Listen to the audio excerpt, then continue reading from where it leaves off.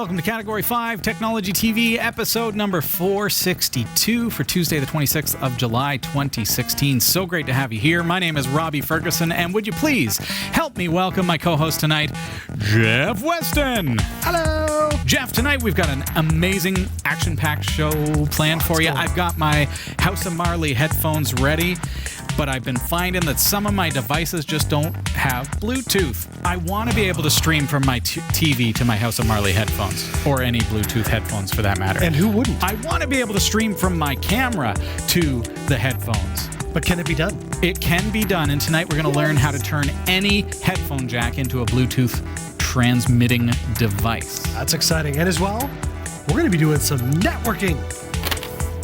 Got all the gear? Yeah.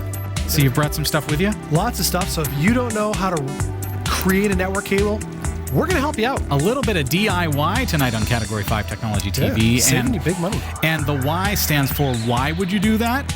To save money. Exactly. Also, we're going to save a ton of cash with that, and we're going to be looking back at our backup that we started last week, and we're going to learn, hey, what did Robbie do wrong? And we're going to fix it. You don't ever do anything wrong.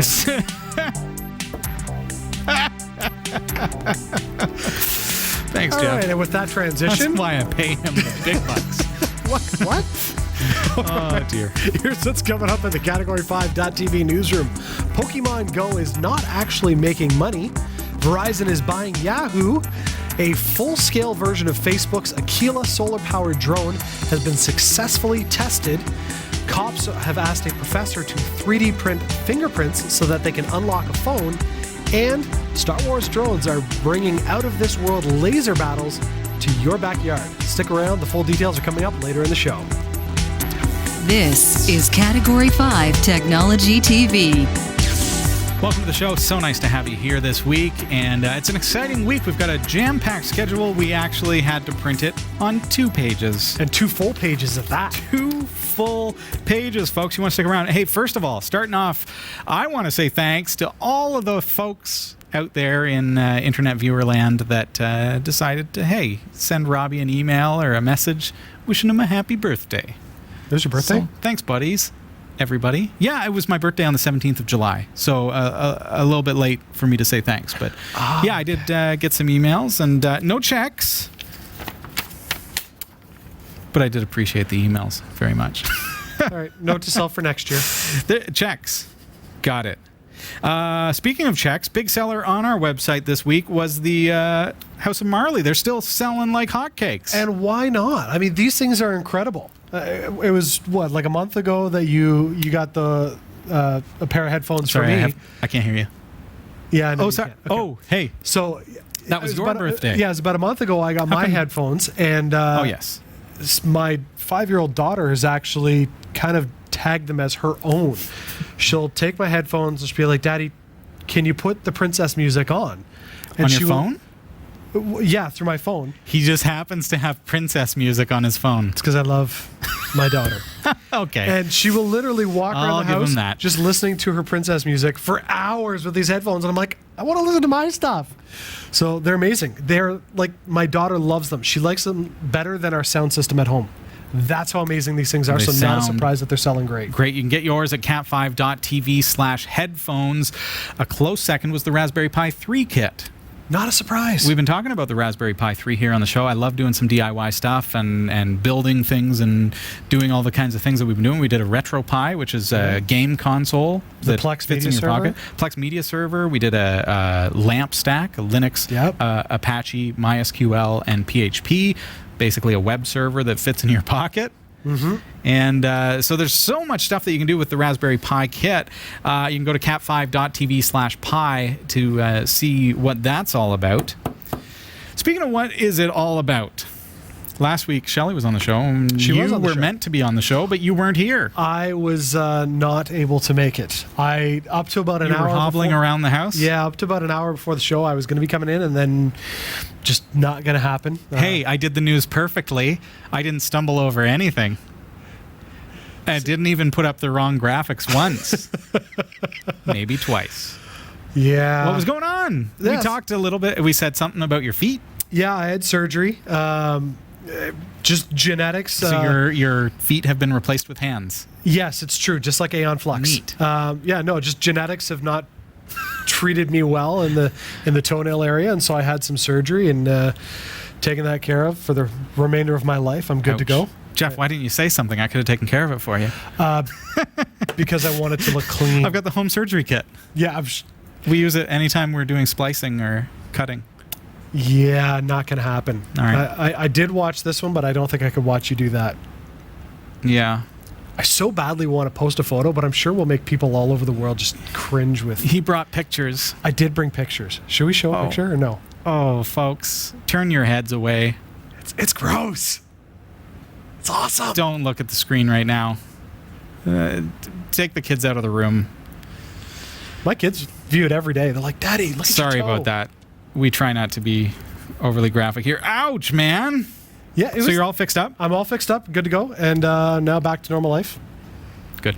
Yeah. Good. And here you are. So thanks for being here. Yeah. What have I been up to over the past couple of weeks? I shot the first 6 episodes of The Drone Zone. Yes. We had a whole bunch of drones sent to us, and they're still coming. So exciting. We shot the first 6 episodes, and then 3 more drones arrived. That's amazing. And okay, now I got to shoot more episodes, and I got to keep up. So there's some sweet looking drones. There are some sweet looking drones. Now we did an open box here on the show. Kelsey and I looked at the JJRC. I think it was the H11D, and beautiful little drone with the FPV screen and everything all comes with it. And we came this close to losing it. Yeah. You heard about that, I guess, did hear about this. Oh, okay. Yeah. There was a neighbor, let's just say, and when you see the videos on the dronezone.tv, you'll know when we called him the big guy up in the air, because one of the neighboring houses, and we didn't know this, just decided, oh, these folks are flying a bunch of drones today. Oh no. And so he thought, oh, I'll get my big drone and I'll fire it up and I'll fly up there and I'll see what's going on. So he got up in the air probably about 150 feet, but he had this great big honking thing, like beautiful drone. Yeah. And I was flying the JJRC at the time. Yep. When he was firing up his controller. Oh no. We're both on 2.4 gigahertz. No. My quad shot about 100 to 130 feet into the air. And you had no control. I lost all control, and you'll see that on the dronezone.tv. It shot up, and I'm panicking. I'm staying calm because we're cool, my babies. But I have lost all control. I still could see the screen, and it shot up into the air. And to make things worse, then it shot that away. No. And it flew over top of a bunch of houses, and couldn't control it worth a darn. It went out of sight completely. So we're talking probably about 350 feet away from where we were standing. And then it disappeared behind the trees. But you got it back. Henry, my co-host, got in his car. And found it? Did a drive around and found it. That's crashed amazing. Upside down in the middle of the road. No. It had like a road like 3 blocks away. And nobody drove over it. Nobody drove over it. He brought it back, and we're shooting in a park, and we tried to make everything as safe as possible. We were shooting in this great big open field, and he brought it back, and we looked at it, gave it a quick once over inspection. Just the battery compartment had popped open in the crash. The camera had fallen off, so we put all that stuff back together, flipped it over. It was still on. It was still broadcasting on FPV. No way. And we took off and continued the demo. So do you have footage of it crashing? Like from because it was 350 feet that way over the top of the trees. But you can see it going over the trees and disappearing from sight. Do you have video of you freaking out? I didn't freak out. Well, internally freaking out? Yeah, you'll have to put my thoughts into it. I'm picturing like some internally. I was like memes or something going on now. Because these folks, I mean, they're wonderful. These drone manufacturers send us these quads to review. Yeah. And to think that I would lose one of them 10 minutes into the review and not get to finish could you imagine if it just ended right there? Okay, well, that's it, folks. Wow. We've lost it. That's amazing. Yeah. At least it went that way into the populace instead of that way into the marsh. Yeah, that would have been bad. Yeah. Yeah. And you'll see all that on the dronezone.tv. We released our pre-release of the first episode. Okay. So it's not available to the public per se. It's not on our channel. However, if you follow Category 5 TV Network on Facebook, you'll be able to click on to the first video, which is a demonstration of a nano quad that actually sits inside of the controller.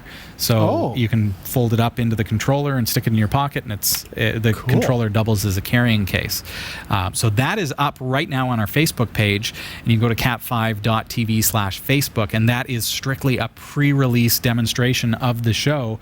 We still have some tweaking to do. It's not the final edit, and it just gives you a little taste of what is to come. I can't wait to see that. Yeah, and then from there we're getting into the bigger and the larger, bigger and better drones. It's going to be a lot of fun. And there's some big ones you've got. There are. We're looking over here, and I've got the FreeX MCFX-1. That's a which nice is sized drone. It's a good sized drone, and it carries a 2-axis gimbal and a GoPro or SJ cam on it. It's stabilized, so we're going to be able to shoot some really nice video with that. That's cool. So I think our season 10 intro will have to be like we're all standing outside like this in front of the studio, and the drone flies over, and that'll be how it goes down. Who's going to fly the drone if we're all doing it? Has this? GPS. We set waypoints. So, amazing. I'll just kind of hide the controller behind my back. That's cool. Check out the dronezone.tv and make sure you go to our Facebook page to get that pre-release, cat5.tv/Facebook. We've got to take a really short break. When we come back, we are going to be looking at our backup that we set up last week using rdiff-backup, and that is to back up our LVM. And of course, I did make some mistakes along the way. Yeah. I did a pretty darn good job, but I didn't do it perfectly, and so our backup never actually ran. I'm going to show you why. I'm going to show you how to avoid the same problems and how to fix it. And then we're going to hope that from here on forward, we're going to get a good backup. Because that ultimately is the goal. That's right. Don't go anywhere. Now here's another great way you can support the shows you love from the Category 5.tv network by shopping at GearBest. That's right, Jeff. cat5.tv/GearBest. It's an online store for the geek streak in you. Or the loved ones. Well, of course. I mean, especially your loved ones, right? Because cat5.tv/GearBest, quite frankly, has all of the greatest tech gifts that you could ever hope for at rock bottom prices. Do they have cell phones? You betcha. Cat5.tv/GearBest has a wide assortment of unlocked Android cell phones and tablets. What about consumer electronics? Those make a great gift. Absolutely. From high-tech watches to action cameras, headphones, even virtual reality headsets. Cat5.tv/GearBest has you covered. They literally have it all, Jeff. Literally. Really? It's like a superstore right from the comfort of your own chair at your computer through the interweb. Yeah. There's no way they have it all. It's true. It's just a bunch of random electronics. Test me. What about clothes? Yep. Both men and women, fashionable apparel at rock bottom super duper prices. Kind of like this. Well, look at this coat. What do you think? It's a slimming mock leather jacket. I love it. It's available for less than $30 plus free shipping at cat5.tv/GearBest. Yeah, all right. You kind of got me there. Wow. Any other questions for me, Jeff? Now that the winter has passed, flying season. Do they have any good deals on, say, drone copters? Oh my goodness! Well, check this out. Dude, they have everything. Check out over 500 various drones. And not only that, they're available marked down by about 30 to up to 63% off the regular price. Love it. What's the website again? Well, you're going to find GearBest on our partners pages for any of your favorite Category 5 TV shows like New Every Day, Category 5 Technology TV, The Pixel Shadow. But of course, if you want to shop absolutely right now and you want to go straight to the site, all you have to do is visit cat5.tv/GearBest. See, that's easy. cat5.tv/gearbest. That's right. Happy shopping. Welcome back. This is Category 5 Technology TV. You'll find our website, www.category5.tv. Jeff, it's nice to see you again, man. I'm glad to be here. Good to have you here as well. If you're watching this on YouTube, make sure you give us the thumbs up, right about there, and also comment below. We love to receive your questions, comments, and we're really trying to step up our YouTube interaction, I suppose, because YouTube provides most of our on-demand video and all that kind of stuff. And if you're watching live, or if you do watch live, consider also going to YouTube and even to our website, category5.tv, which embeds the YouTube channel, and watch the show on there. Make sure you give us the thumbs up still and comment. And the reason for that is when you watch live, of course, is the live feed. When you actually go to YouTube, it keeps track of how many people have watched. Your thumbs up are a good thing. And so when advertisers are looking at shows that they want to sponsor, they look at how many views there are and so on and so forth. So because most of our views come from live viewership and Roku, Plex, all over the place with on-demand downloads, RSS feeds, and things like that, our YouTube viewership kind of dwindles comparatively. So it would be nice to see those numbers come up, and you can help with that. Even if you watch by other means, hey, bring it up in your browser when you're watching it on Roku, and that's going to help us out. All right, should we get right into it, Jeff? Yes, let's fix your mistakes. Well, we'll fix a backup mistake anyways. You know, we're not getting into psychotherapy here. Oh, okay. On episode number 455, we learned to create a logical volume managed volume group and how to create LVMs in Linux. On episode 456, we then created a snapshot of that so that we could then later, i.e. this week, create backups on the fly. On episode number 458, we learned to add another hard drive to our logical volume group. And then last week, on episode number 461, we learned to actually create that rdiff-backup. And if you missed it, make sure you check out episode number 461. Really important info. Even if you're not using LVMs, any Linux computer can use this tool. And you are able to create an amazing back-in-time backup set that you can choose a date to go back to. Which is totally awesome. It really is. Check out rdiff-backup. You can go to cat5.tv/rdiff.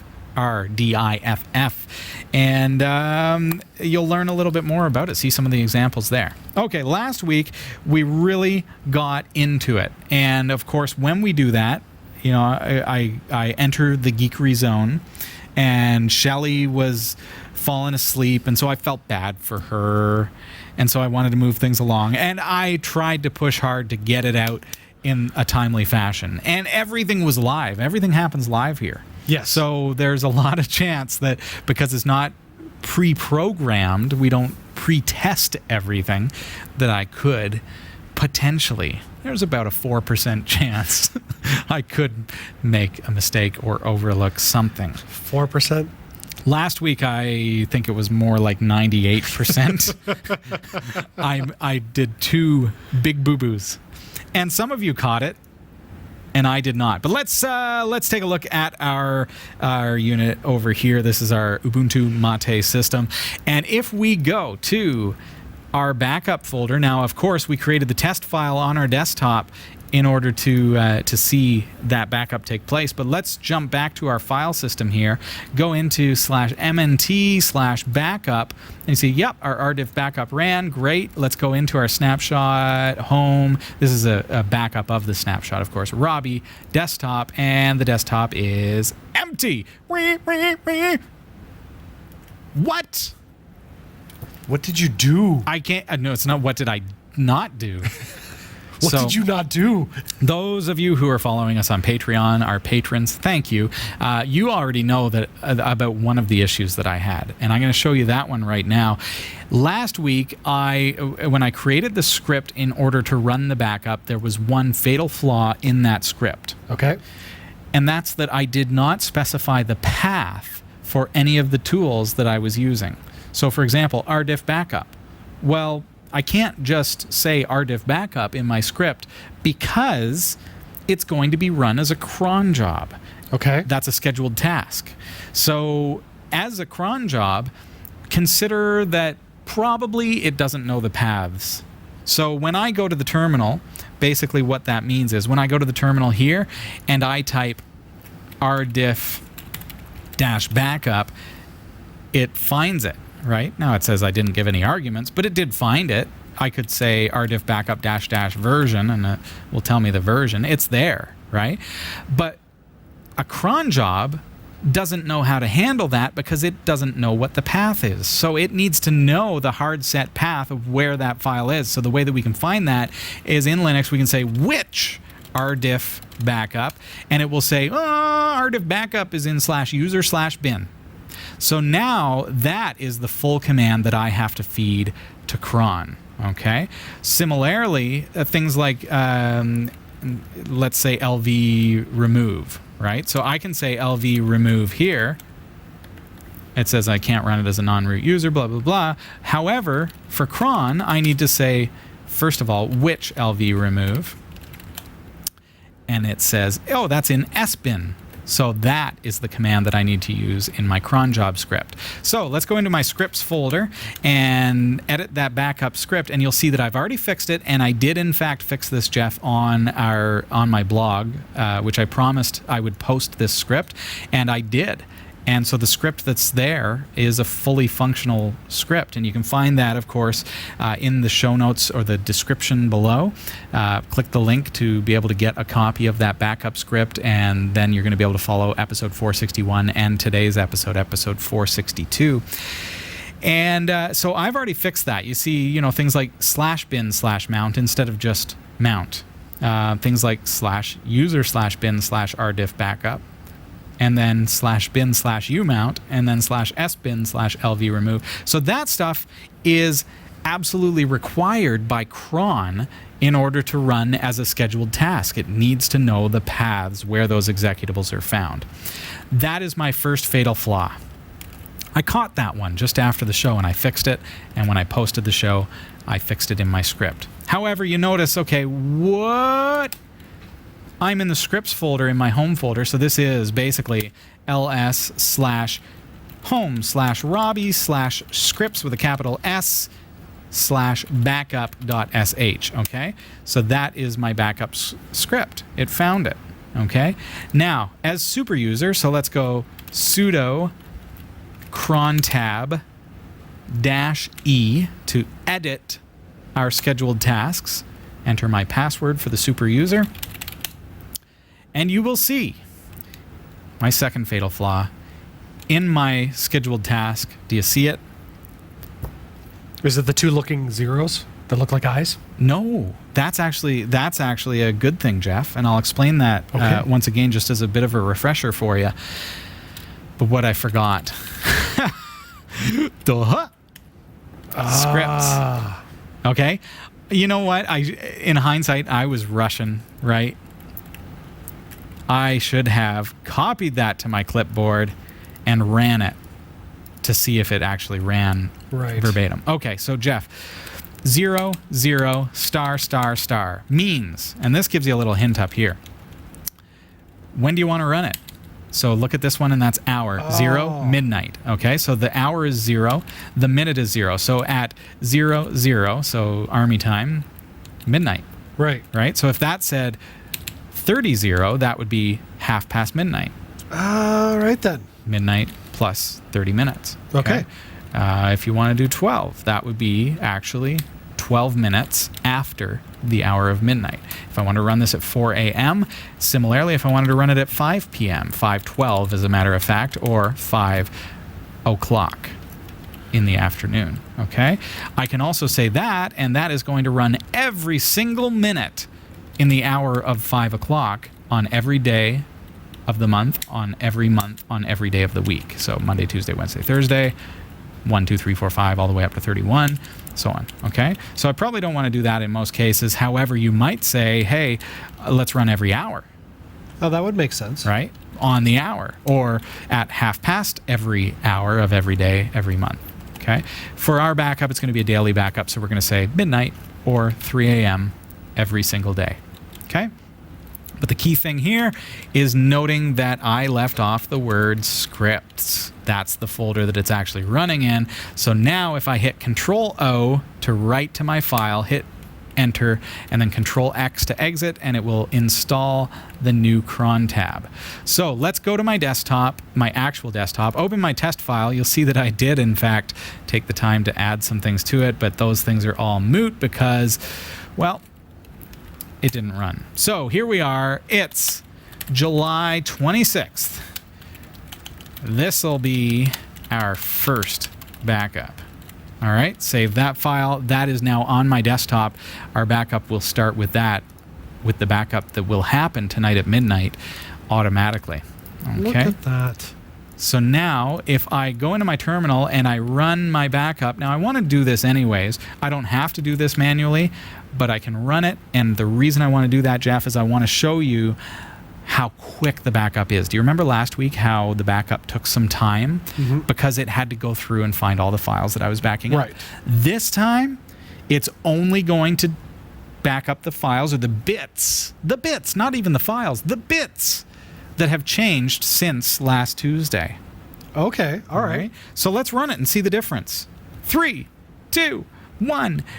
Yeah, I need to be super user. Suno. Don't forget to be super user when you run your backup.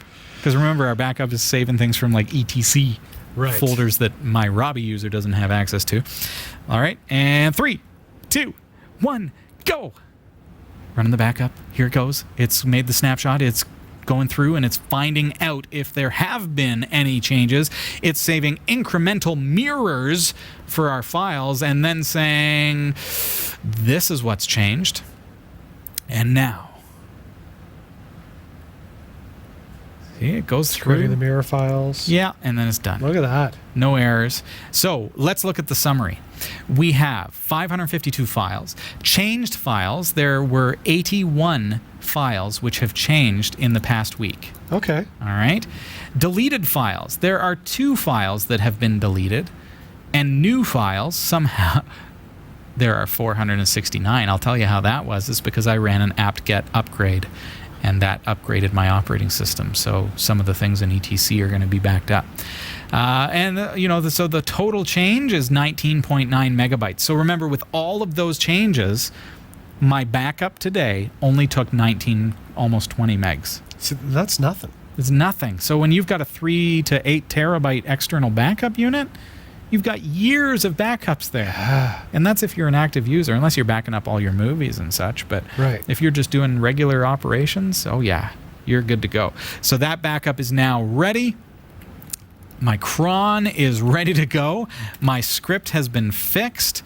And make sure you check out the description below. Click on the link and you'll be able to download the actual bash file so that you can run this backup yourself as well. Look at rdiff-backup. Find out more on episode number 461 of Category 5 Technology TV. Now, Jeff, this week I had intended wholeheartedly to go back in time to say, hey, let's look at what happened on Wednesday and restore Wednesday's backup. However, because it hasn't run, because of my errors, we can't do that demonstration tonight. So what we're going to do is we're going to run it for the next 2 weeks. Okay. On episode number 464, we're going to come back to our backup set and we're going to say, hey, let's take a look and see what has changed. Let's look at our backup, how big it is, and see what is different. And so you have it set up to run at midnight every day. At 3 a.m. 3 a.m. Remember, I changed the cron? 3 a.m. So we're gonna see that those files that changed are going to be restorable up to, like, I could restore Wednesday's file or Tuesday's file or Thursday's file. I can actually choose a date and restore that particular version of the file. Right. And if you were to run this for an extended amount of time, Jeff, like if you were to have this backup running for the next 5 years, I could go back to 5 years ago if I wanted to. Which is crazy. I could go back to 3.5 years ago. Oh man, I deleted that file 2 weeks ago and I totally forgot. Traditional backup set that would have run and overwritten and deleted that file from the backup. Mm-hmm. Now I can actually go back not only to before I deleted it, but 3 weeks before that, before I accidentally changed something in the file. Right. I can actually go back like that. Let's look at my backup set itself, which is in /mnt/backup. And then I go into this mock folder tree of /mnt/snapshot. And now when I go into my desktop, you'll see test file exists in the backup. All right. And it is identical to what we just created. However, next time we look at that file, it's going to have the day's backup up to then. Right. There you have it, folks. Exciting stuff. Fixed. And we're going to be covering more of that on episode number 464. Please don't miss it. It's a great series. We're having a lot of fun with it. All right, so we've got to jump over to the newsroom. Jeff, you've got some great stories for us. I do. And we're going to learn all about the stuff. The stuff. All right. It's time for the tech news, folks. It's Tuesday, July 26, 2016, and here are the stories we're covering this week. Pokemon Go is not actually making money. Verizon is buying Yahoo. A full-scale version of Facebook's Aquila solar-powered drone has been successfully tested. Cops have asked a professor to 3D print fingerprints so they can unlock a phone. And Star Wars drones are bringing out out-of-this-world laser battles to your backyard. These stories are coming right up. Don't go anywhere. Jeff Weston, Yeah, man. you're building a brand new, beautiful website. What? Aren't you? No. Am I? Oh, you're a terrible actor. What? This is where acting comes into play. Oh, I didn't know we were acting. You're supposed to act. Okay, fair enough. All right. Yeah, I'm building a really cool website. Are you building a really cool website? You need hosting. One of the things about a hosting account is you don't want to have limitations put on your website. It's true. How much hard drive space do you have? How many email accounts? How many domains can point to it? Well, we've got an amazing deal for you. For a very limited time, cat5.tv/dreamhost. For just $5 and a bit of change per month, you are going to get unlimited website hosting, unlimited email accounts on that hosting service. You are also going to receive a free domain name. Ooh. So your own .com Nice. to put that amazing website that you've been working on It's on true. there. If you want to build a WordPress site, fine. Sign up, cat5.tv/dreamhost. Just don't put Panama Papers on it. Just don't do it. But hey, it's a great deal, folks. Best deal you're going to find. $5 and change per month. Go to cat5.tv/dreamhost. I'm Jeff Weston, and here are the top stories from the Category 5.tv newsroom. Shares in Nintendo have fallen sharply after the Japanese gaming giant said that Pokemon Go's success would have a limited impact on its profits. Nintendo shares dropped by 17.7% after they more than doubled in value since the game's launch on the 6th of July. Pokemon Go was developed by U.S. firm Niantic, and Nintendo said profits from licensing fees would be limited.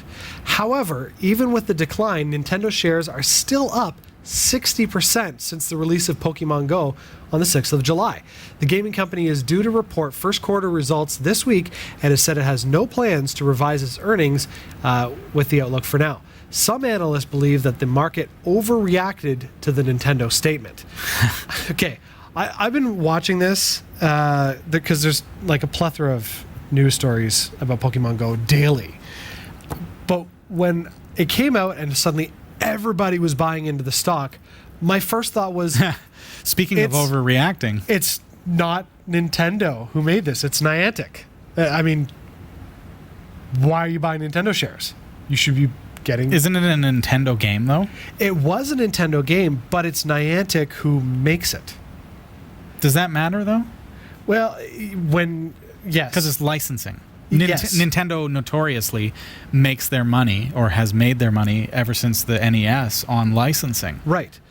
But I mean, like, if you look at the original NES, a lot of the games that were available on the NES, you could also get on a PlayStation. Sure. So it wasn't necessarily that they made the game. Yeah. It's the licensing for it. So why people overreacted and jumped at this, I just kind of shook my head and went, all right, well, Nintendo's going to make some money off you, and they really didn't do anything. So it's whatever. The world be going crazy with Pokemon Go. Crazy. It's now released in Canada too, It is. and coming to other areas of the world. And I downloaded it just because my kids are like, what is this Pokemon Go? I don't get the appeal. I really don't. Maybe it's an age thing. I see it as basically geocaching on steroids, in a way. Yes. But at the same time, there's so many privacy concerns with this type of game and interface. Like, so if I'm playing Pokemon Go in my house, they know where you are. They know everything. They know what you've looked at on the internet. They follow everywhere that you go. They know your IP I don't want to be a conspiracy theorist, but I have to be. Oh, see, you're opening up the realms to which I mentally waste time. Yeah? You just sit there on the toilet thinking about these things? Or in bed, or at my office, or like, I've been... Like, honey, why aren't you asleep? I'm thinking about Pokemon Go. I read an article that that totally lined up with my thoughts, and it was, you have a company that, yes, it's a U.S. firm, but still is collecting all of this information, where people are, how to manipulate society to go to a particular area. If anything was going to be attractive to, let's say, children, terrorism plots. Oh, sure. Oh, dear. Like, no, Jeff, now you just took this conspiracy theory and made it horrible. But that's what I'm like. Have you seen the video about the Central Park where the whatever the vapor, a billion people all of a sudden got out of their cars, shut down traffic? Like, it was nuts. And I'm going, is this what society's come to? We are nothing but automatons. Yeah, like we're doing what I was watching the video and I was like, oh, there you go. That's The Walking Dead in reality. Like, just people are zombies. People have been killed now. Two people walked off a cliff. I just hope and pray that the makers of the game will keep respawning these Pokemon if they're going to if this is going to continue. This is the way things are now. Because my concern about this type of obsession is, what happens if 300 people get out of their car to find a particular Pokemon and only the first 100 can get it? Yeah. I don't know if it works that way. It doesn't now. No. But right. What happens if? Oh, man. Mayhem. Absolutely. Mayhem. Rioting. Well, I mean, it's already been used for targeting for robberies. Within the first couple of days, people will be, oh, here's a Pokemon here. I'm going to wait for people to show up. And then they rob them. People are dying. People are getting robbed. Come on now. People are going into the Fukushima radiation zone. What? But there's a Pokemon here. I don't care if I die. Like, and they're breaking. I've seen this. People posting on YouTube. Not a good idea. Police watch YouTube as well. Yeah. Breaking into private properties because there's a Pokemon on the property or in the house. We now have U.S. border issues. 2 teenagers were arrested this week crossing into the U.S. from Canada illegally, trying to catch a Pokemon. Because they're playing Pokemon Go? Like, people use your brains. Our world is mental. You know... This is what technology has brought us, folks. I have to stop. I feel like I'm turning into that old guy sitting on his porch. Well, when I was your age, we did. I'm not even going to be able to get to the news now. We played with so people, agitated. not Pokemon. But okay, we played with real balls. Yeah, yeah, it's true. Baseball. Yeah. What? Is that a Pokemon? No. But okay, so the other thing is, you now have Niantic is looking at allowing businesses to buy Pokemon for their location to drive traffic. Fantastic. Like, imagine somebody going, I would like to have a Pikachu at my donut shop. You drop your $500,000 and you get inundated with people looking for a Pikachu. Yeah. Like, like, talk about manipulation. Nice. I'm going to just set up a chip stand and then pay to have like a really nice Pokemon. I don't play it. I don't know what they call them. Whatever the kids are going after these days, I'm going to have one right outside. And then the smell of the chips are going to drive them nutty. I'm agitated, Robbie. I'm agitated. I think we need to move on to Yahoo. Oh, yes. Yahoo. Internet U.S. firm Yahoo is being acquired by American telecoms giant Verizon Communications for nearly $5 billion in cash. Yahoo will be combined with AOL, which is another faded internet star. Jeff, I have to say, it's been a while since Yahoo has seen $5 billion cash. Had to be said. I lost my place. Which Verizon bought last year. All right. The deal does not include Yahoo's valuable stake in Chinese firm Alibaba. Now, the price tag for the deal is well below the $44 billion that Microsoft offered for Yahoo in 2008, or the $125 billion it was worth during the dot-com boom. Wow. I can't even imagine being worth $125 billion. Well, let me tell you what it's like, Jeff. No, you can't. But could you imagine going from $125 billion and be like, yes, I am on top of the world, to, yeah, we got bought out for $5 billion? Do you think they're like, $5 billion sounds like a fair Well, it is, amount but, to me, but see, the problem with Yahoo is they never went past what they were in the early 2000s. They were a search engine. They provided this place where you can, conglomerate all of this information, but they didn't expand from there. They didn't use the internet capital that they had to become bigger and better. Google came out and they mistakenly figured that people would still use Yahoo. Yeah, I mean, you can't be static. Have you searched with Yahoo lately? I didn't. Post your comments below. I'd be interested to know. I ran across a Yahoo email the other day that was still active. Oh, yes. Yep. I thought that was interesting. I'm like, wow, you still use Yahoo? And they go, yeah, I'm just too lazy to change my email. It's like, all right. Okay, it's kind of like using Hotmail.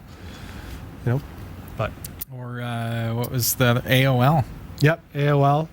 You know what internet search engine I really got caught on was Ask Jeeves. Yeah. I don't know why. Simply just because the butler guy was standing there. It was kind of one of the first ones that you could say in plain English what That's you're right. searching for. Yeah. That Up until then, so many school projects. AOL, you had to know the AOL keyword. Yeah. Yahoo, you had to kind of know how to manipulate the search engine to get good results. Google came along after Ask Jeeves and said, we're going to streamline this and make it good. And good using they did. AI, right? They done did real good. All right. Facebook's Connectivity Lab announced that the company has, for the first time, Oh, this is Facebook now, yes. Yeah, Facebook. A full-scale version of Aquila, the solar-powered, high-altitude drone that Facebook hopes to use to deliver internet connectivity to the remotest populated corners of the Earth. The test flight took place June 28th, but was only announced on Thursday by Facebook. Now, the drone, once in the air, should be able to fly autonomously for several months. The low-altitude test flight was originally intended only as a 30-minute functional check flight.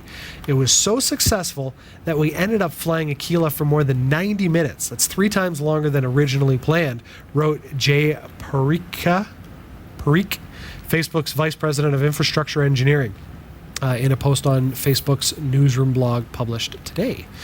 The initial test goals were simply to ensure that the huge Aquila drone, get this, with a wingspan comparable of a Boeing 737 and mass more than an automobile, could even get airborne. The test also collected data on Aquila's aerodynamic performance at low altitude, its battery and power usage, and the effectiveness of the autopilot system. Like other autonomous drones, Aquila can be remotely commanded to fly by GPS waypoints, but all of the actual flying is done by the autopilot without direct human control. Among the biggest challenges facing the Aquila team is getting enough sunlight to continually recharge the drone's batteries so it can stay aloft at night. Facebook will have to convince network operators and other partners to help them get the broadband links that they need. They will also need to convince governments to allow them to fly over their territory. And given the friction that Facebook has faced with its free broadband efforts so far, such as India's ban on Facebook's free basics on the network neutrality grounds, the company and its Internet.org effort will have to navigate carefully. So, knowing that this drone is in the works, And knowing that Mark Zuckerberg now has an AI in his house, kind of like Jarvis, that can make him toast with his face burnt into it. Don't ask me why. It makes me wonder if the Facebook AI will make its way into the drone and go beyond the autopilot to allow it to adapt for things like weather conditions, avoidance measures if something's flying at it. I mean, so you got this thing hovering, giving people internet. What happens if some other guy gets out there with his massive drone, interrupts a Drone Zone episode, and then, but it would be very interested to know if they're going to upload the Facebook Jarvis to that. Whatever Facebook things is Jarvis's version is called. And will the drone make toast? I wonder about air traffic. I also wonder about, when they're flying this over regions that are not necessarily as, what do you say? They're not so controlled by law enforcement. Mm-hmm. What's to stop somebody from shooting it down? Or don't know. It's worth a lot in parts. Yeah, I would think so. Definitely. Look out. Look out. Time will tell. Sometimes law enforcement agencies want or need access to phones of suspects or victims, but with password protection and encryption, they can't get it. Just ask the FBI, who spent more than $1 million to decrypt the phone of the San Bernardino shooter. Fusion reports that one police department is trying a different approach, though: 3D printed fingerprints. The police approached researcher Anil Jain, Yes, who studies biometric security at the Michigan State University. Officers acquired the phone of a murder victim, and they believe that there are clues of the ID of the murderer hidden on that phone. However, they need a fingerprint or passcode to gain access. So Jayan is going to do something that's never been done before. He's going to use 3D printing to create replicas of the dead man's fingers to unlock his phone. The problem is a little bit more complex than simply printing new copies of the victim's fingerprints, though. Fingerprint scanners on phones are capacitive, which means that they work by sensing electrical currents that are formed when the finger touches the scanner. Or, our fingers conduct electricity, but when it comes to plastics, they don't. So Jayan has to coat the replica fingers in a thin metallic layer so that the fingerprint scanners will pick them up. Jayan says that his lab will spend a few more weeks testing the replica fingers before handing them over to the police. Now, once the police have those fingers, they can unlock the victim's phone, provided that the phone in question isn't one of the many that also require a passcode after going too long without a fingerprint unlock. If it is, Jayan's going to have to work a little bit faster. This is kind of cool, also a little bit unnerving. If this process was as simple as just 3D printing a fingerprint with a little bit of metal layering there, this could change the way you have security issues in your home. I mean, how many people have those thumbnail door locks? Yeah. Like, not that we're going conspiracy theory again here. It'd be interesting to hear about this one. I think, with a murder victim, what happened to his real fingers? Well, obviously they have. I know that's a terrible thought. Well, we already saw your toes tonight. But yes. And my guess is they probably have, he has some record where they have fingerprints on it. Okay. And so they just would have taken a printing of that. Sure. Would be my guess. What are the legalities of this, though? I mean, we already know that the FBI had significant challenges going through court. Sure. When it came to the breaking of the encryption. But interesting approach, though, because they're not breaking anything. We're just making 3D printed fingers. But technically, does this not count as identity theft? Where does it end? What would stop someone from 3D printing fingerprints and putting them all over a crime scene? Well, exactly. Like, I'm very interested to see the legalities of this one. 3D printing is going to change our world. I mean, we already know that. We've had interviews on the show about it. But this one, I just kind of go, cool concept. What does it mean in the end legally? I'm always thinking legal when I'm not thinking conspiracy theory. Yes. It's a mix of the two. Yeah, it's true. And other than that, it's geekery. Yeah, Pokemon Go. Oh. You had to bring it up. I did. You brought it up. I just reminded you. All right. Drones. When Propel releases its official Star Wars drones this fall, fans could challenge fellow fans to a space battle in their own backyard. The RC toy company has launched small replica quadcopters of the Millennium Falcon, an X-Wing, a TIE fighter, and a speeder bike. According to Wired, the propellers are clear and are attached at the underside to be as inconspicuous and true to the movies as possible. Now, we've got a feeling that a few collectors would simply keep them in display cases, but if you want to get one to actually play with, you'll find that they can reach speeds of up to 40 miles an hour and can do a 360-degree aerial stunt at the push of a button. They also have, get this, a battle feature which you can use to play a game of mid-air laser tag with up to 24 friends. Wired says that the Millennium Falcon is the fastest of the bunch, though, and can outfly them all with a max speed of 50 miles an hour. The bad news, if there is such, they won't be available in the US and Canada when they launch this fall. You'll have to wait for Propel to bring them over. The company is taking reservations for every model right now with no need for a down payment. You simply have to register and save between $200 and $300 for each drone so that you can grab one as soon as they come out. Big thanks this week to Roy W. Nash and our community viewers for submitting stories to us. If you found a news story that you'd like to send, email it to newsroom@category5.tv. For all your tech news with a slight Linux bias, visit category5.tv newsroom at newsroom.category5.tv. For the Category5.tv newsroom, I'm Jeff Weston. Thanks, Jeff. This is Category 5 Technology TV. You'll find our website at www.category5.tv. Jeff, I just got an email from JWMP. Pardon me, JWMP. Thanks for the email. Trying to watch the show live tonight, and this is what he sees. Oh, wow. And you know what that is? We have been experiencing some trouble with our stream provider, and they contacted me this week, and surprisingly, I was going to contact them, and they're a wonderful group of folks that contribute a huge amount of bandwidth to the show, and they had some hardware failures this week. So they're working on that.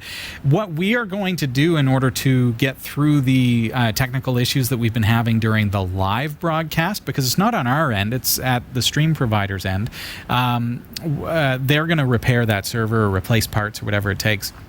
Next week, episode number 462, we're going to take a week where we are not going to broadcast live. There will be no live streaming. It will instead be, we're pre-recording with Sasha Dermatis, and we've got a great show planned for you. You don't want to miss it. However, it will be on demand. So what we're going to do is actually place it on YouTube so that at 7 o'clock next week at the normal live time, you're going to be able to click that, join the chat room, participate in the show, but we will not actually be broadcasting live over the internet.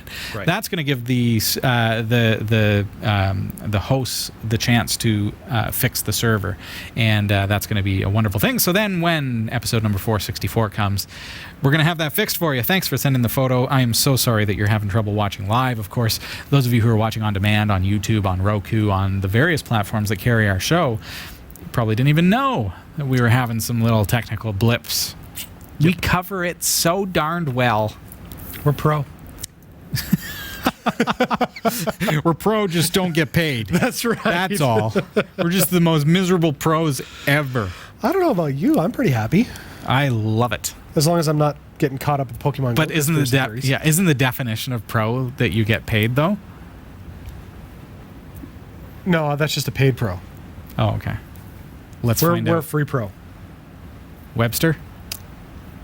Yeah.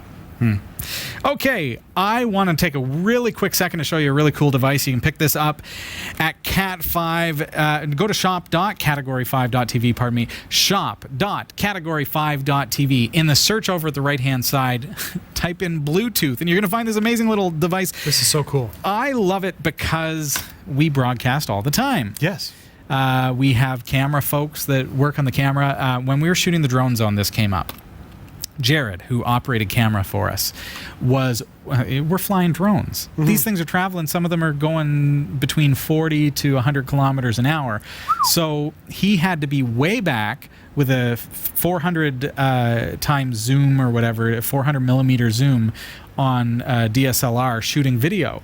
He couldn't hear a word we were saying. So Right. he didn't know whether we were shooting or if he was. So it was a little complicated. So we're saying we got to come up with something. So of course, a camera and the different various devices that we have don't have Bluetooth transmission. Right. But we do have things like the House of Marley Bluetooth headphones that have great range and great sound.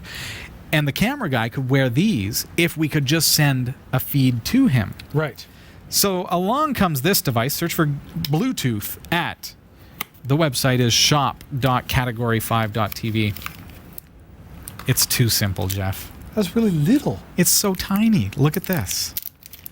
All it does is it takes your headphone jack Okay. and turns it into a Bluetooth transmitter. No way. It has a built-in battery that is going to last anywhere from 5 to 7 hours. It's amazing. It includes a charging cable, which allows you to charge that built-in battery via USB. And it literally just transmits Bluetooth audio to your headphones, to whatever. So we're going to use this on the camera. Yep. You can plug this into the side of your TV if you want to listen privately, wirelessly to your television while not disturbing other people. You can plug this into devices that don't need or that don't have Bluetooth capabilities. So you might have an MP3 player, for example, that doesn't have that capability. Right. Now it does, and That's it's awesome. so tiny. It's so tiny and cute. It is. That's all there is to it, folks. So basically, all you have to do is just turn it on, see if it works, see if it gets. Oh, there it There's is. the light. There's a blue light, so you know it's Bluetooth. That's amazing. And then fire up your headphones, put it into sync mode. If we hold in that button, I think it's going to try to sync. Let's hold it in this time instead of letting go. I'm kind of watching this on the screen as well. And you'll see it actually goes into sync mode. There it goes. And now when I let go, now if I turn on my, see it's flashing?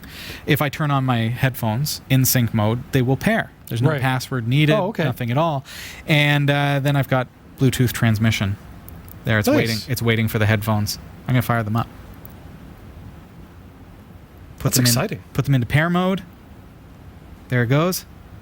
And watch the flashing light. There. I just heard the beep in my headset. And there we go. There, it's solid. So it's ready to go. So now Simple, easy. it's broadcasting to my headset. Wow. So I can plug this into any headphone jack. I've got a headphone jack in the DSLR camera. I've got headphone jacks in my H4n recording device, which is what we plug our microphones into the H4n. Right. So I can plug this in, and now he's got wireless access to our very microphones that are on our faces. That's great. How cool is that? So there's really no way to demonstrate this beyond that for you. Right. But it works fantastically well. It's so super simple when it comes down to it. And it's also so super cheap. I love technology. Go to shop.category5.tv and just do a quick search for Bluetooth and look for that. It's a 3.5 millimeter to Bluetooth adapter. Awesome. And that's going to get you going. Love it. Simple little thing. All right. Throw that in my camera bag. All right, so Jeff, we have got to get right into it. Yes. What do we got tonight? We are going to be looking at network cabling.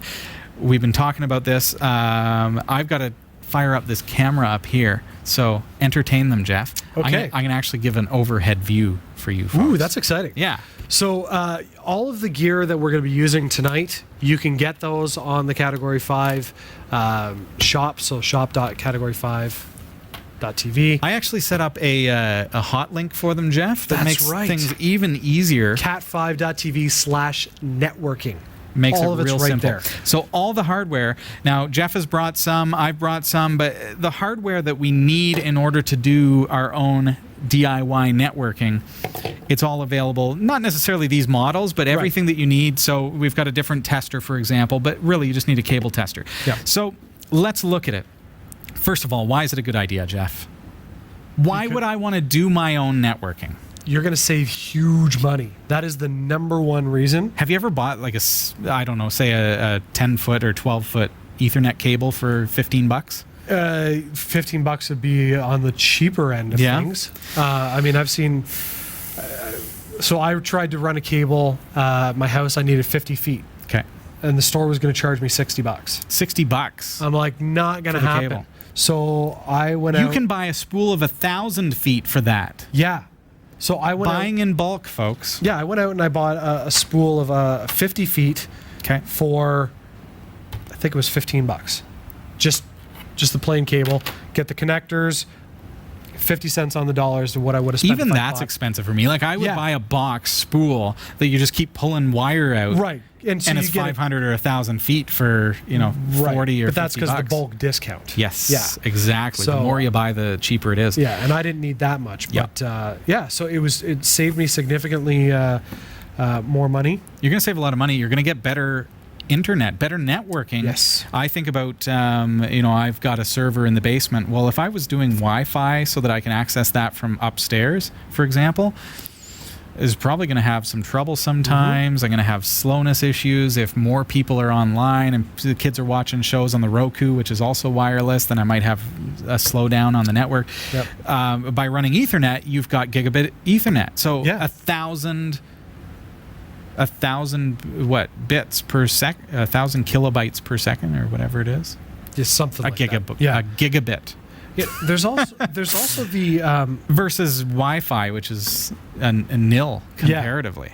So super fast, super reliable. There's also the cosmetic end of it. Sure. Like if you're running your own cable, say you've got to run it through a floor or a wall or something. Yep. If you have a pre-made cable, like you're dealing with a fairly large end, so you're going to have to drill at least a half inch, maybe an inch hole in your wall for a little 1/4 inch cable. Can I tell you what I did? Yes. Yeah, you can run this through the wall, and you can see this cable is very, very small. You can run it through the wall. You can hide it under the floorboard, or like in the under the trim, for example, or around the carpeting.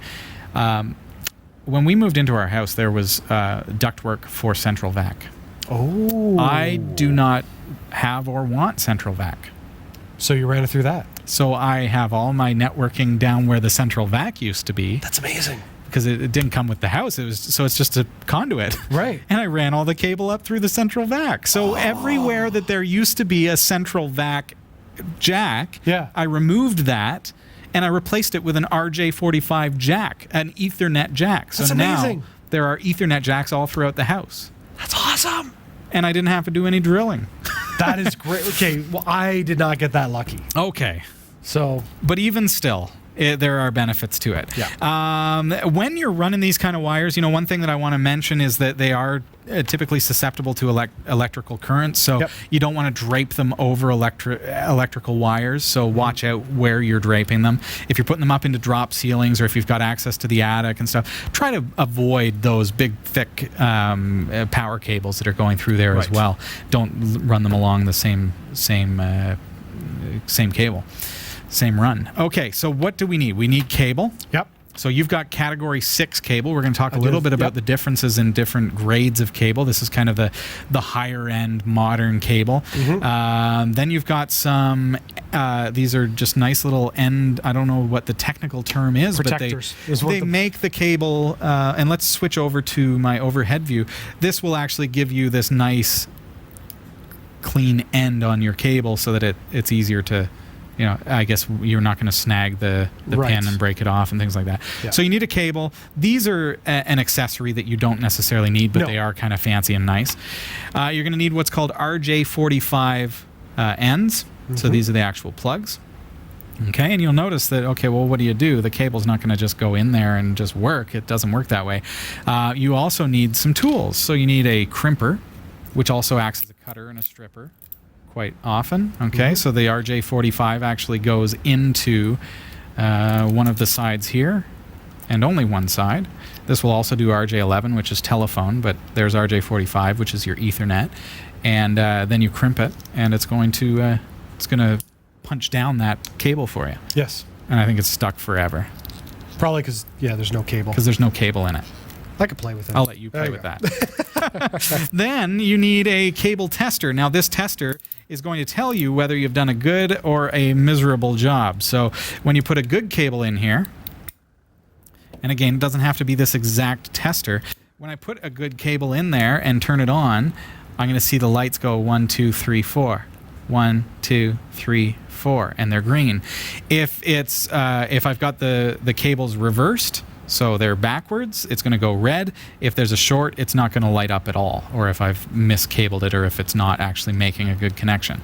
So this is a good cable, and I can see that. So you definitely need a tester because you need to know whether or not your cables are good. And also, if you make the mistake of running all your cables to one location, and then you go, ooh, which one was which? Ooh, you know, it does help want to be have able that tester for sure. to test, to find out which cable goes to which location.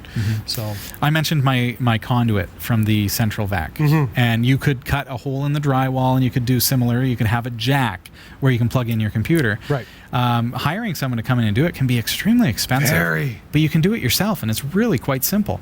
So I've also brought in what's called an RJ45 Keystone jack, and this jack, let's switch back to this camera, is literally just a jack that goes in the wall. If I open this up, you'll see a little bit better what this looks like.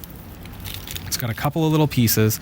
There it is. It's just a jack, but you've brought in a faceplate, and this goes on the wall, and the jack simply clips in just like so.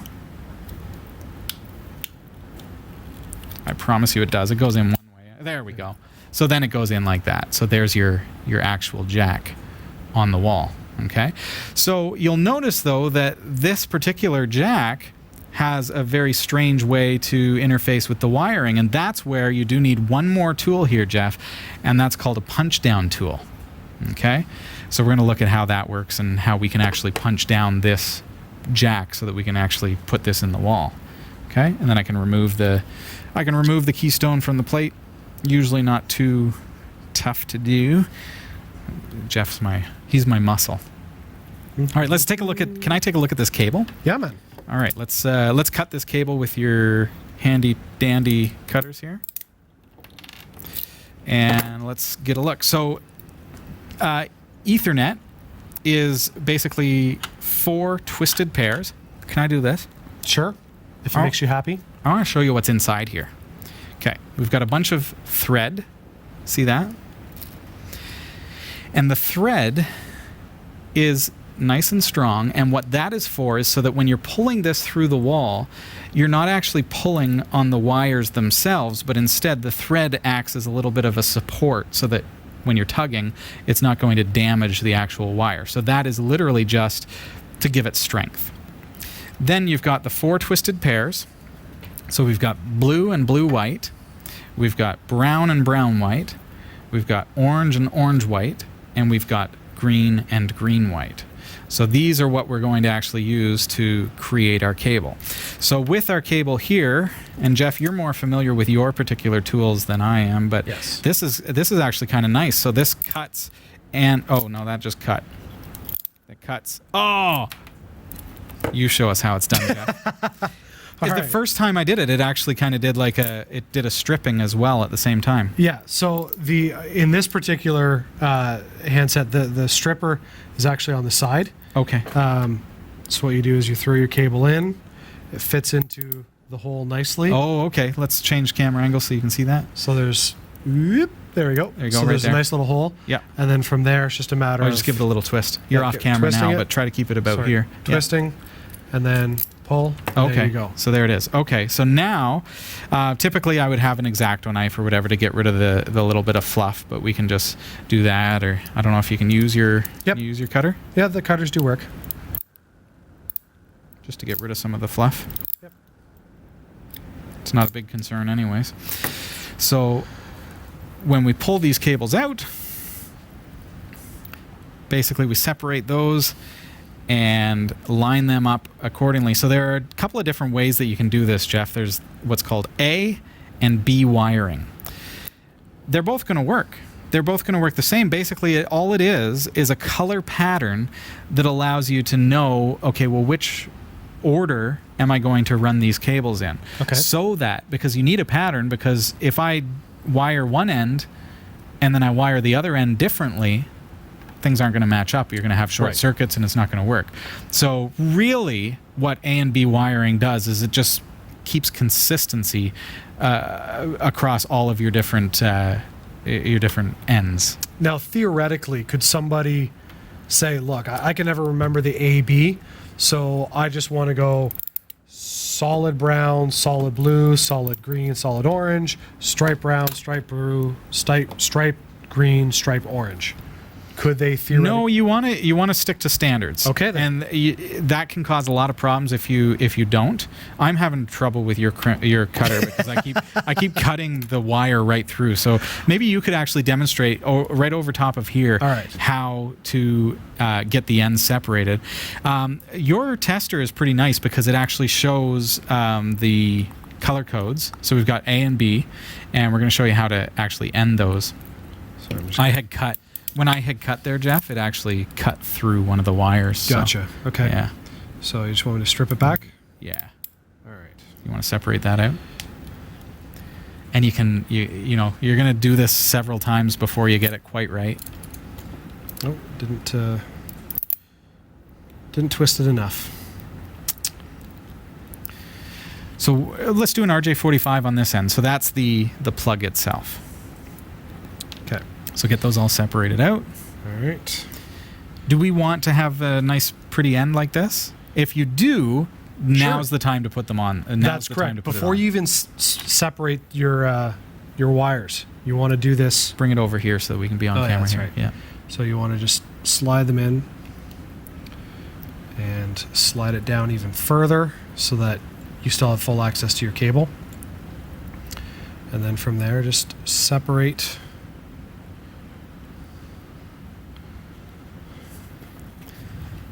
Looks good. The You want to wires. put the end on there and show Sure. us how that's done? Yep. Now you and I did. We've done a lot of Ethernet together. We did We the have. Bayfield Mall once, Yep. years ago. You were sleeping in the mall, if I recall correctly. I was. That's right. And so we got up into the rafters and we ran Ethernet cables because that was before they had that was before Wi-Fi had been invented. I wasn't homeless, by the way. It was a promotion for the radio station I worked for.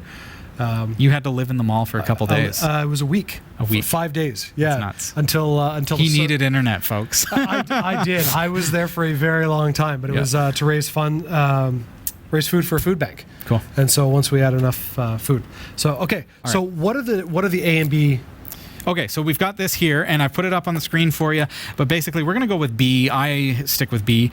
You can do whatever you want, but B is pretty typical, and it really doesn't matter as long as you follow the standard. So we're going to go white, orange, orange, white, green, blue, white, blue, green, white, brown, brown.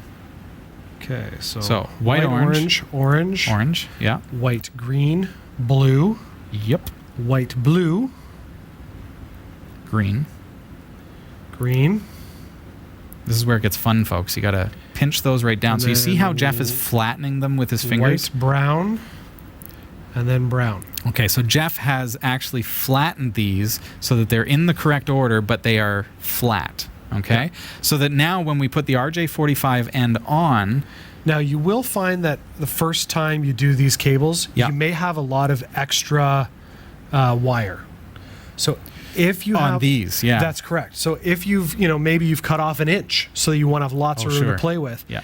Make sure that you trim down your wires. Yeah, you don't want this sitting like this far up the wire. Correct. You know, so if you look at that, if it was like that, you're not going to have any of the blue wrap here to crimp onto. So just use your crimper to. What I do here is, I get these together, and then because these are not quite even, we're going to want to just give it a real quick trim just to get those nice and straight. Other side. Is it the other side? Yeah.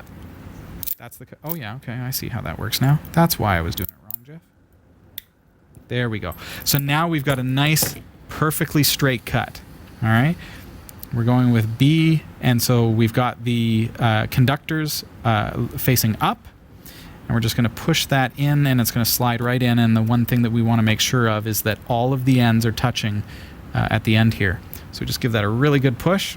We can see that the ends are touching. You can't necessarily see that on your screen because of the camera, but Then once that's ready, I can push that in to my crimper, give it a nice big squeeze, and that crimps down on the cable. Now, these are nice ends, Jeff, that you picked up.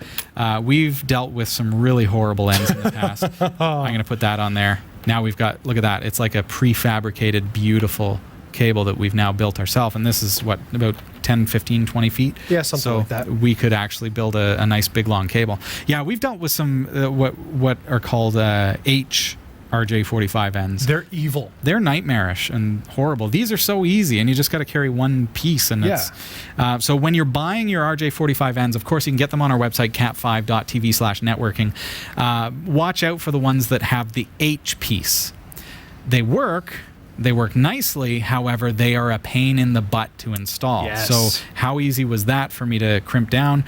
The H-piece ones, they are painful on your fingers. Oh, my fingers were numb for 24 hours. They take a lot more time. They're brutal. Yeah. All right. How are we going to use this cable anywhere, Jeff? Do we want to do a certain length? No, just cut her off at a foot. A couple feet? Yeah. Okay. So now that I've got my one end done, how do you get that? I didn't bring my cutter, so we'll just do it. Oh, okay. You got to crimp and cut. Yeah. When you're pulling these through the walls, through wherever, through the roof, you do want to watch out for damaging the cable. And how you can damage the cable is if you crease it, for example. If it gets like that, and you're pulling, okay? So now within this here, you're going to be damaging those little cables. So these here are all twisted and possibly actually going to break. So if you come across a piece like that, cut that out of there. Don't use this piece. Make sure that you watch out for those kinds of, you can damage your cable that way. Right. So now we've got the second end. Yes. This again, this is category 6 cable. Yes. And basically that is 250 megahertz, I believe. So it's I think so. It's really good quality. More likely to be a shielded cable, although this one is not a shielded cable. Right. Whether or not you need shielded cable really boils down to what are you running at with. Is it going to be in the ceiling with a bunch of electrical? Then yes, shielded. Is it going to be going outside? Is it going to be going under the ground? Yes, you want shielded cable. Right. If, however, you're just wiring your house, save yourself some money, get unshielded cable. You don't need to have shielded cable. Yeah, because typically you're not going to be running alongside of things that are going to be causing interference or problems. Yep. Okay. Do we want to put a jack on this one? We've already done an RJ45. I think you we can should get that off. I could not get it off. It's permanently installed, folks. Yeah. Let's see. Can I use my punch down tool? Screwdriver or something. I'll use my punch down tool. There we go. All right. So this jack. Okay, this is just the faceplate. So this is just cosmetic. Yep. And it holds it in place. The jack itself has, so you look for B, and we see on B, it is orange, white, orange, blue, white, blue. Do you want to strip this while I'm... Sure. And so he's going to take the other end of that cable and strip that down. And then, so each one of these jacks is going to be a little bit different, but it's always going to be labeled. But the key thing is that we're going to need a punch down tool. What you notice about this punch down tool is that it has one sharp edge. I hope that you can see that at home. It's a little difficult to see, I know, because it's very, very tiny, but you can see this in the higher res pictures, which I'll put up here. That is the cutter. So that cutter is actually going to cut the cable as you're punching down. And then the rest of it is just going to punch down. So this basically is a spring mechanism that clicks. And when it clicks, it punches. Okay, so if you don't want a cutter, we just basically release the blade here by turning the end so that the ball bearing is exposed, and then we can remove the blade. And you're going to need to do this once the blade is dull anyways. You'll need to replace it, but that would take 1,000 punch downs. There is an end that is not a cutter, so this version will not cut your cable at the same time. This version will punch down and cut. When you're using the cutter attachment, the cutter blade, you do need to be careful that you have it facing the correct direction. If you do not, you're going to be cutting the wrong side of the cable, and you're going to potentially be basically cutting through the cable in such a way that you're going to be disabling its connection to the jack. So that cutter has to always be on the outside of the jack. Okay?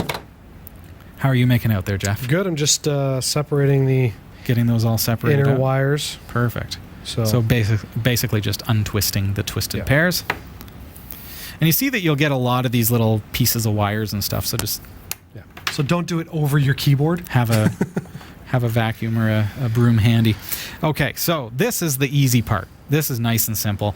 We've got our diagram here says orange, white, orange. So I'm going to take orange, white, orange, and I'm just going to place them on the inside of my jack here in the order that it says. Okay, and just give them a little bit of a push down. Now you see that this extra cable that's hanging out over the side, obviously I'm not going to be able to put the cover on that because that cable is going to block the cover from being able to go on. So that's where the cutter comes in on my punch down tool. So I make sure that that cutter is on the outside, and as I push down, it's going to cut that cable at the same time. So you see that it's actually broken that right off.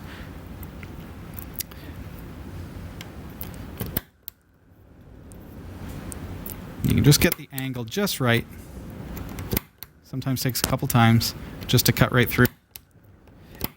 And so I've not only punched down, but I've also given myself a very nice clean edge on that. So the two cables are now connected. So really, really quickly, going to get blue, white, blue. So of course this could be the end of a 100-foot cable if you wanted it to be. Mm-hmm. Get that punch down. The punch down, of course, is going to actually make the contact, and then you'll see that that's got a lot of a lip there. I can't work with this because it's hanging out over the edge, so now I use the cutter, and just by slightly shifting my angle, I've now cut that right off. Okay, now B again is green, green, white, and then brown, brown, white. So I can lay those in. Green, green, white, punch them down. Observe the position of your cutter. Make sure that you're not cutting the wrong side, the inside of the cable. Okay. Now I can cut.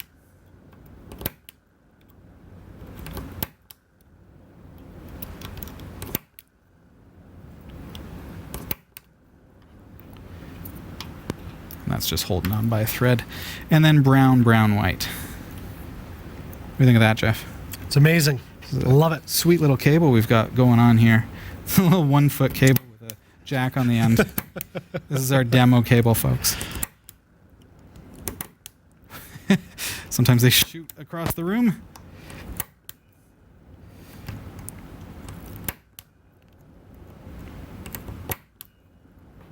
That one's just holding on. I know. There we go. Okay.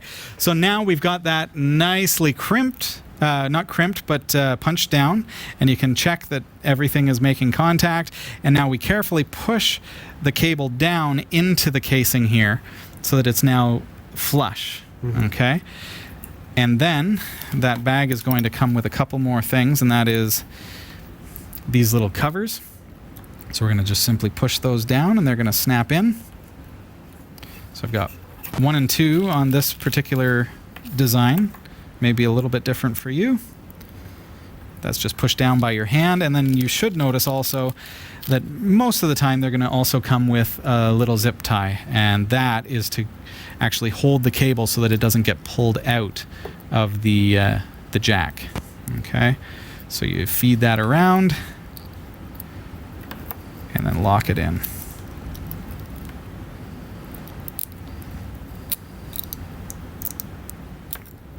As I pull off the covers.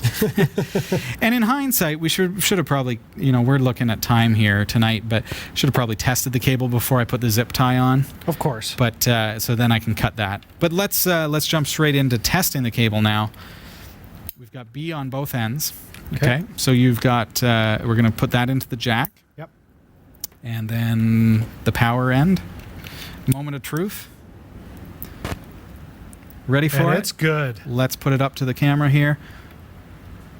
1, 2, 3, 4. We're good. So we've got a little RJ45 here, and we've got an RJ45 jack there. Okay, and it tests absolutely perfect. So now this is coming out of our wall, of course. So now we can put that onto the faceplate, and now it looks like that coming out of the wall. I can test it. guarantee that tests perfectly. And there you go. 1, 2, 3, 4. There it is. That's that simple Ethernet networking. But again, you can buy it in bulk. You're going to save yourself a ton of cash. You're going to give yourself better networking, and you're not going to be relying on things like wireless or running big long cables around the house that could get damaged. Yes. This, you can pull it from a spool. You can get 1,000 feet and pull it through the attic, and you'll be good to go. It's good. So let us know what projects you decide to do using the knowledge that you learned here tonight, and we'd love to see your pictures as well. Speaking of pictures, Jeff, I got asked to help a friend move, and I realized very quickly that when a nerd like me is asked to help a friend move, it means this. And there you have it. Thanks, Jeff. No, thank you. Thank Good show. you. And thanks for being here tonight. I hope that you had a fun night tonight. Don't forget, next week we are going to pre-record with Sasha Dermatis so that you can catch the show with her, and we're going to get the feeds for the live feed all straightened out at the same time. So thanks again for watching, and I hope you have a fantastic week. We'll see you next week, and again, in 2 weeks, we're going to be picking up on our backup as well. Yes. So, and I think I'm here for that. Fantastic. I think it'll work. We'll see. It should. Thanks, everybody. Bye. Have a good one.